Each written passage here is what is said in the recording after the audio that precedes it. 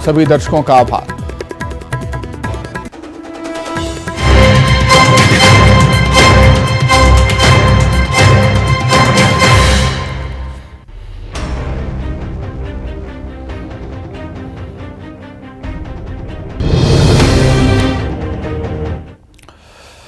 नमस्कार, बहुत स्वागत है आपका हमारे खास कार्यक्रम में। मैं हूं आपके साथ सुमित शर्मा। वित्त मंत्री निर्मला सीतारमण कल यानी 1 फरवरी को मोदी सरकार के दूसरे कार्यकाल का अंतिम पूर्ण बजट पेश करने वाली हैं। हर वर्ग के लोगों को उम्मीद है कि 1 फरवरी को पेश होने वाले आम बजट में सभी वर्गों का ध्यान रखा जाएगा। लोगों को महंगाई से राहत मिलेगी, रोजगार को बढ़ावा मिलेगा, आयकर सीमा में छूट मिलेगी, किसानों का ख्याल रखा जाएगा। तो चलिए एक नजर डालते हैं बजट की चुनौतियों और उम्मीदों पर।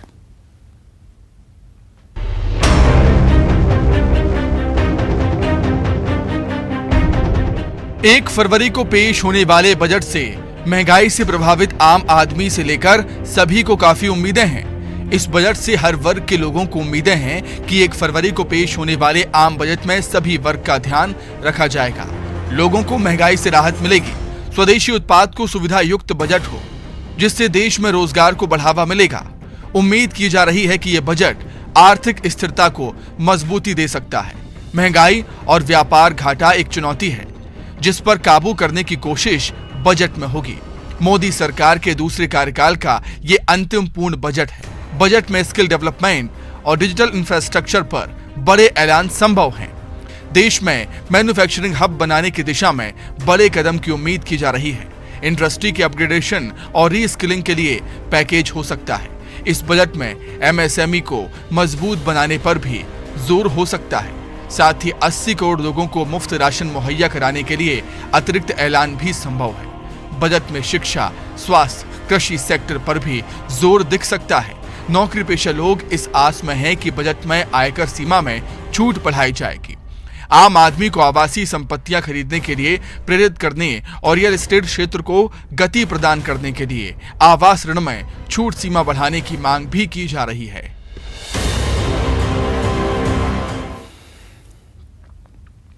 तो बजट को लेकर युवा खासे उत्साहित हैं।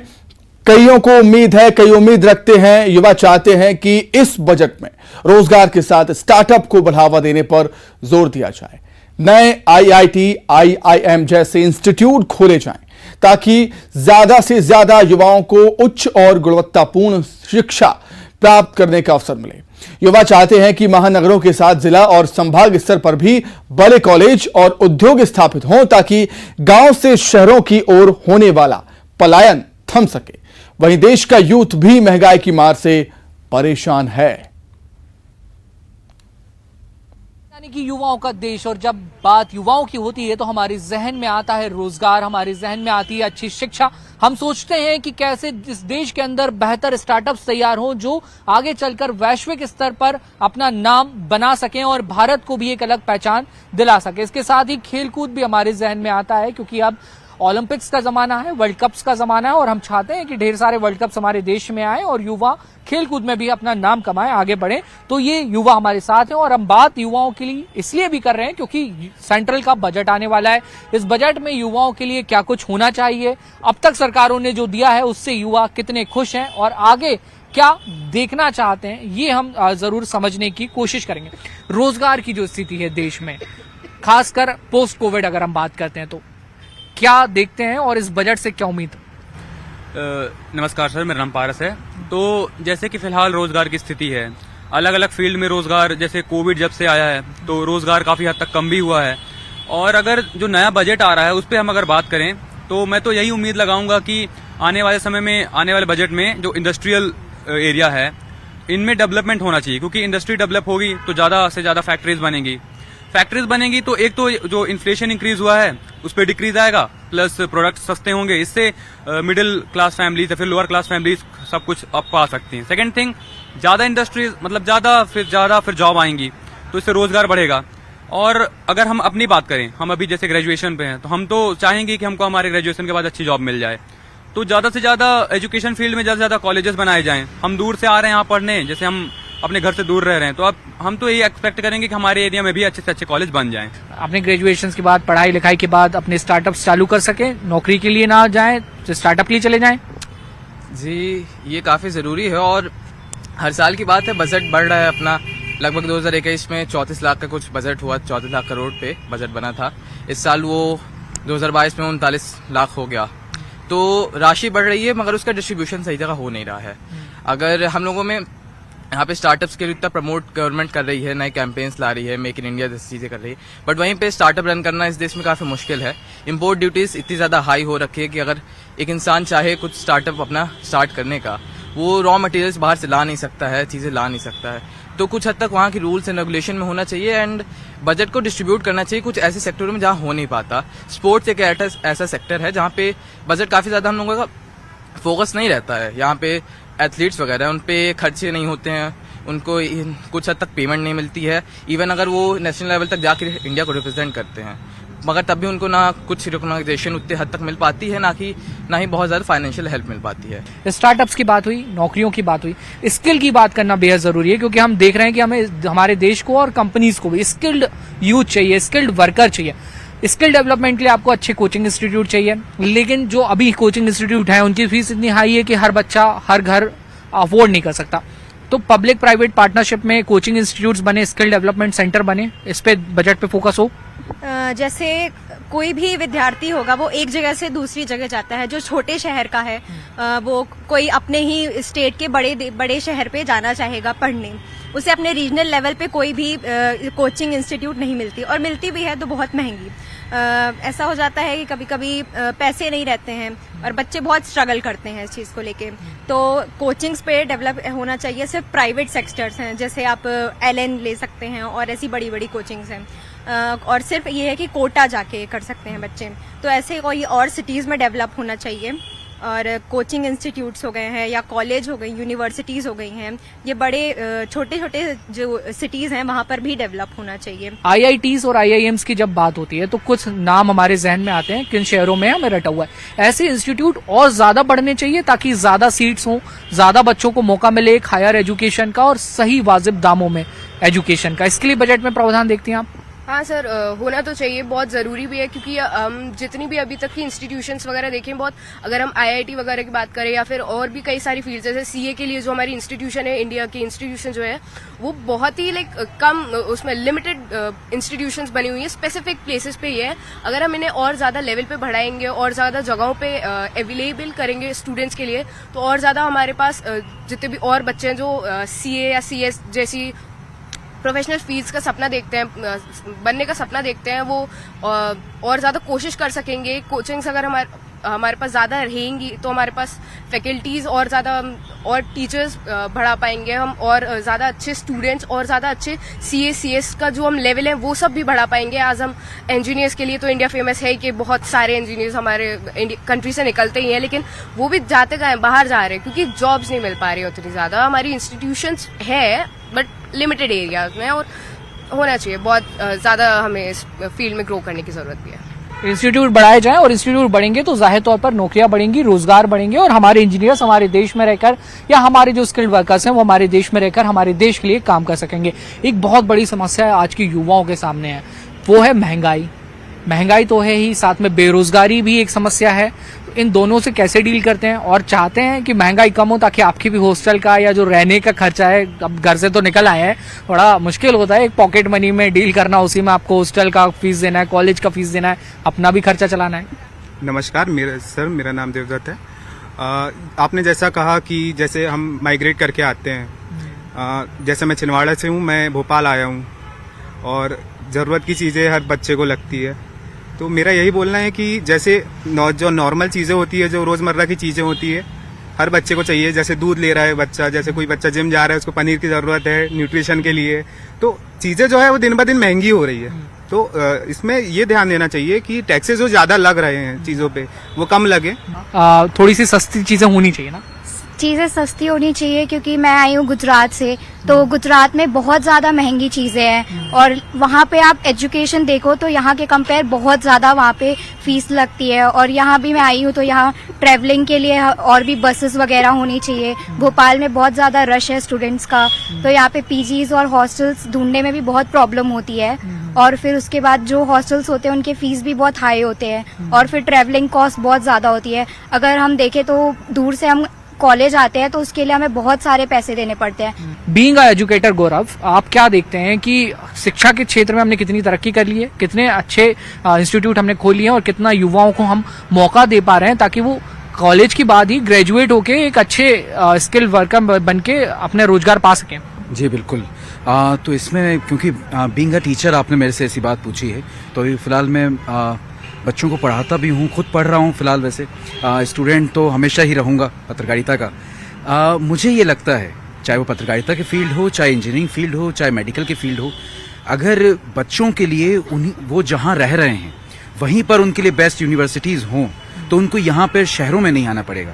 जैसा कि हम सुनते हैं कि हमारा जो भारत देश है गाँव में बसता है, तो मुझे बिल्कुल, मैं इस चीज़ से इस तरह से खिलाफ हूँ कि मैं सवाल करना चाहता हूँ सरकार से कि कहाँ हमारा देश गाँव में बस रहा है, क्योंकि गांव से तो पलायन होकर पूरा शहर में आ रहा है और हर चीज शहर में ढूंढते हैं, शहर में आते हैं, शहर में काम करते हैं, फिर शहर में नौकरी की तलाश करते हैं। 10-10, 20-20, 25-25 हज़ार की नौकरियों के लिए यहाँ पर अपनी चप्पलें घिसते हैं। और जब यहाँ पर जो बच्चे बहुत ज़्यादा एक्स्ट्राऑर्डिनरी हैं, जो बहुत अच्छे से पढ़ रहे हैं और बहुत अच्छा मुकाम पे जा सकते हैं, जब उनको यहाँ पे वैल्यू नहीं मिलती है तो फिर वो दूसरे देशों की तरफ जाते हैं। यहाँ पे जैसे बहुत सी बातें हमने अभी सुनी बच्चों के मुँह से भी कि बच्चों ने बताया किस तरह से हमारे यहाँ पे इंडस्ट्रियल डेवलपमेंट भी होना चाहिए, यूनिवर्सिटीज़ भी बननी चाहिए। तो मुझे लगता है यूनिवर्सिटीज़ शहरों में तो चलिए पर्याप्त हैं।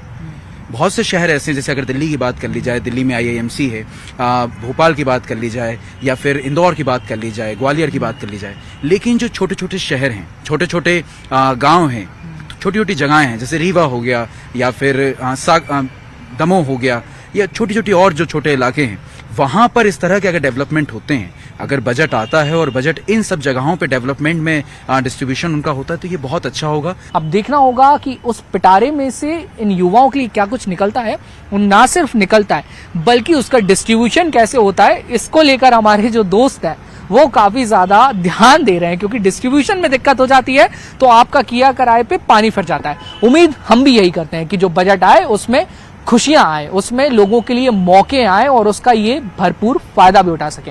वीडियो जर्नलिस्ट मोहसिन खान के साथ न्यूज़ 18 के लिए भोपाल से वासु चौरे। 1 फरवरी को देश का आम बजट पेश होने वाला है। ऐसे में आम आदमी को सरकार से राहत की उम्मीद है। खासकर छोटे दुकानदारों को उम्मीद है कि घरेलू सामान पर टैक्स कम होगा, जिससे आम आदमी को थोड़ी राहत मिलेगी। केंद्र सरकार का बजट आने वाला है, उसे लेकर आम आदमी क्या चाहता है कि बजट में उसे क्या राहत मिले, सीधे हम उन्हीं से जानते हैं। बजट से आपको क्या उम्मीद है? भाई बजट से ये उम्मीद है कि जैसा कच्चे तेल का भी रेट कम हो रहा है, तो सरकार को इस पर टैक्स हटाना चाहिए, राज्य सरकार को अपना वेट हटाना चाहिए, जिसमें हम गरीब लोग ट्रांसपोर्ट वाले अपना काम कर सकें। और जो घरेलू चीज़ें हैं उन पे भी रेट कम होना चाहिए। कई चीज़ पे क्या है, सरकार का यदि गवर्नमेंट का 10% है, सेंट्रल गवर्नमेंट का, और स्टेट गवर्नमेंट का 20% टैक्स है, तो हमें तो 30% देना चाहिए। तो स्टेट गवर्नमेंट चाहे तो अपना वेट कम कर सकती है। जैसे कच्चे तेल का भी बहुत रेट कम चल रहा है, फिर भी अभी डीजल पेट्रोल के रेट कम नहीं हुए। तो सरकार से ये अपेक्षा करते हैं कि आने वाले बजट में मध्यम परिवार को देखते हुए, सब कुछ देखते हुए टैक्स कम से कम दें, जिससे हम लोग का, गरीबों का जीवन यापन अच्छे से चल सके। बिल्कुल। क्या नाम है आपका? मैं शिव कुमार सोनी। ठीक, आपका क्या नाम है? सर मेरा नाम मुनव्वर है और मैं यही चाहता हूँ कि आपकी बार ये मोदी सरकार से जो बजट आ रहा है उसमें थोड़ी बहुत मुझे भी बेनिफिट मिले।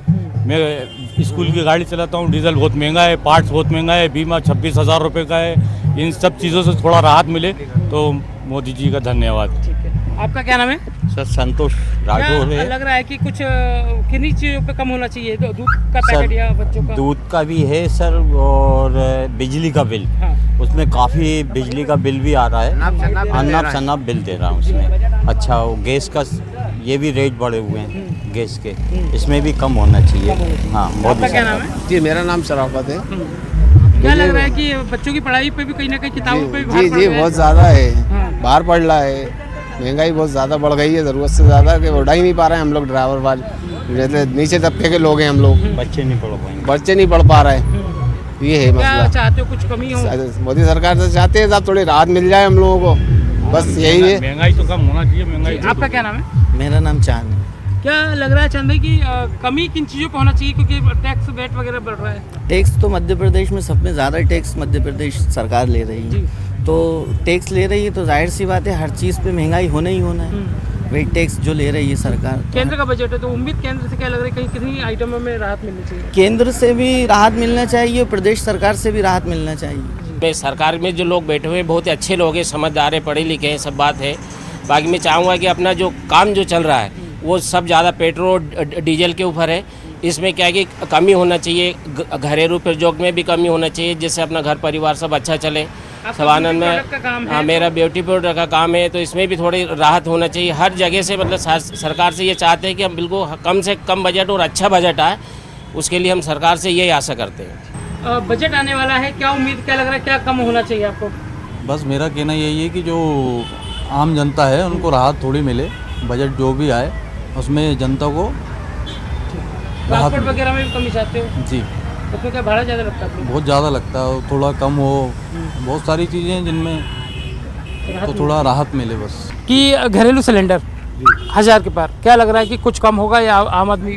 उम्मीद तो यही है साहब कम होगा, और कम होना भी चाहिए, क्योंकि आजकल किसान के जितने भी सामान है सब बहुत महंगे हो गए हैं। वो घर गृहस्थी चल नहीं पा रही है मध्यम वर्गीय लोगों के लिए। हम भी यही चाहते हैं बजट से कि सिलेंडर भी कम हो, मीठा तेल, वैसे किचन का जितना भी सामान है घरेलू का, वो सब में जो है रियायत होना चाहिए, ताकि आम गरीब आदमी अपनी ज़िंदगी सुकून से जी सके। आपका क्या नाम है जी? जी मेरा नाम फिरोज है जी। किराना अगर घर का बजट बिगड़ जाता है, दूध का भाव बढ़ता है, अब वैसे भी क्या है कि घर के किराने के लोगों के बजट वैसे ही बिगड़ चुके हैं, और मुझे लगता है कि आने वाले बजट में हो सकता है कि मध्यम वर्ग के लोगों को थोड़ा बेनिफिट मिले, और जितने भी महंगी चीज़ें हैं वो सस्ती हों। सही बात है कि आजकल तेल जो है बहुत महंगा हो गया है। पहले लोग डब्बा लेते थे, अब किलो के भाव में लेते हैं ज़रा सा। तो मुझे लगता है कि कहीं ना कहीं इसमें केंद्र सरकार लोगों के लिए भलाई करेगी और लोगों को राहत मिलेगी इससे।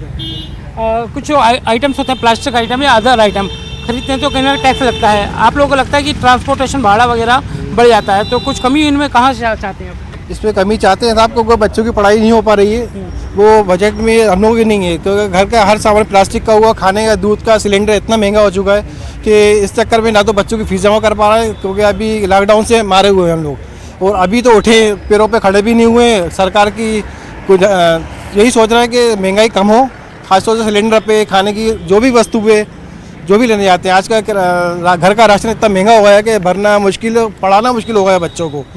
यही आग्रह करते हैं सरकार से कि कुछ कंसेशन करेगा, मतलब गरीबों को थोड़ा सा कुछ, जिससे कि कुछ फ़ायदा हो, बच्चों को पढ़ा सकें इसमें। कि ये तमाम वो लोग हैं जो रोज़ाना काम करते हैं, मेहनत करते हैं, ट्रांसपोर्ट के ज़रिए अपना जीवन यापन करते हैं। इन्हें उम्मीद है कि केंद्र सरकार का जो बजट आएगा तो इनके लिए राहत का पिटारा खुलेगा। कैमरा पर्सन मोहसिन खान के साथ जितेंद्र शर्मा, न्यूज़ 18 भोपाल। तो इसी के साथ ही हमारे खास कार्यक्रम में फिलहाल इतना ही। नमस्कार।